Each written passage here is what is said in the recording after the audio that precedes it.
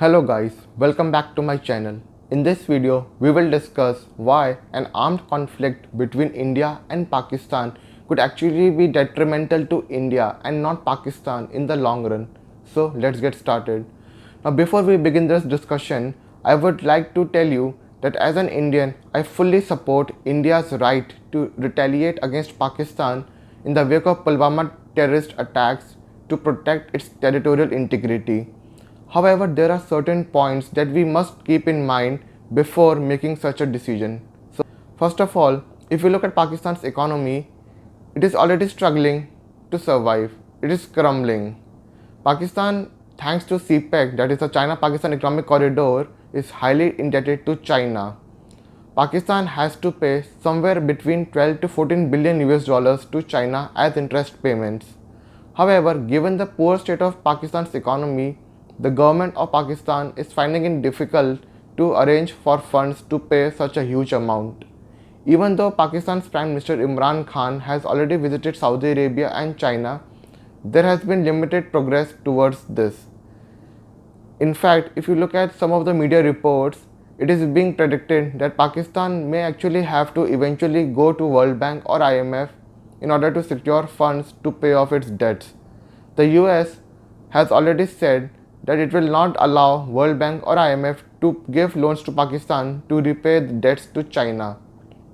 Also, in the wake of the terrorist attack at Pulwama, India withdrew most favored nation status that was awarded to Pakistan. India also imposed a 200% import duty on Pakistan's imports, and we also stopped export of vegetables and fruits and sugar into Pakistan. The net result? The prices of essential commodities in Pakistan has skyrocketed. Also, if we look at the recent media update, we learned that FATF, that is the Financial Action Task Force, has decided that Pakistan will continue to remain in grey list up to October 2019. This means that unless Pakistan continues to remain in grey list, Pakistan will find it difficult to borrow loans from international financial institutions like World Bank and IMF. To come out of grey list, Pakistan will have to take strong steps to combat money laundering and terror financing. If we look at Pakistan's exports, we see that Pakistan currently exports somewhere around 25 billion US dollars, and Pakistan's imports are to the tune of 55 billion US dollars. On the other hand, Pakistan's foreign exchange reserves stand at around 9.5 billion US dollars. Given the tough economic situation that Pakistan currently faces, Pakistan has allocated a significantly higher amount in its defense budget. For the current financial year, Pakistan's total defense budget stands at 9.5 billion US dollars, which is equivalent to 3.4% of their GDP. This amount is way higher than what they should be spending on their defense given the backdrop of their economic situation. On the other hand, if we look at India, the story is completely different. India is an emerging superpower. Our economic growth rate is way higher than what Pakistan can even imagine. India's economic growth rate has averaged 7+% in the recent years, and our consumer markets, the middle class population, is growing phenomenally.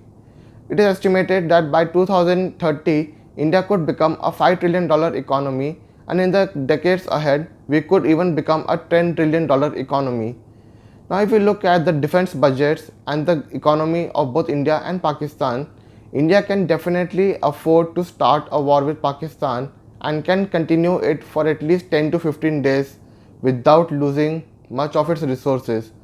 However, Pakistan's economy is in such a bad shape that if a war starts between India and Pakistan, Pakistan will not be able to finance this war for more than 5 days. In fact, Pakistan's economy would collapse within the third or fourth day of the war. However, that does not mean that India should start a full-scale conventional war with Pakistan. The reason is very simple. If India starts a full-scale war with Pakistan, India's economy will also. It is estimated that in the event of a full-scale conventional war, India would need somewhere around 15 billion US dollars per day to finance the cost of war.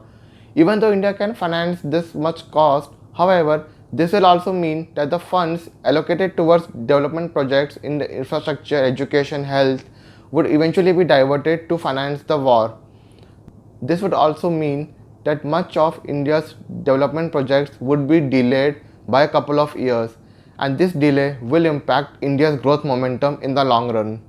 Also, if the conventional war leads to a nuclear war, many of India's cities will be targeted by Pakistan's nuclear missiles, and this could dampen India's economic growth. The summary of what I discussed right now is simple. Pakistan has nothing to lose. The stakes for Pakistan are very low. The stakes for India are very high. Even if there is no war between India and Pakistan, Pakistan's decisions will lead to its collapse. However, India will continue to rise and rise and rise.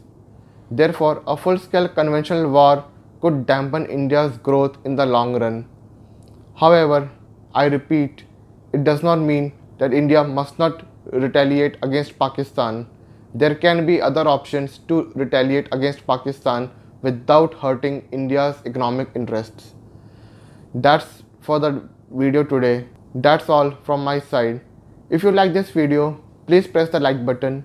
If you want to express your opinions or suggest me something, please feel free to write on the comment section. Also, share this video with your family and friends. Last but not the least, subscribe to my channel because I always make videos pertaining to such topics, and also follow me on social media. Thank you.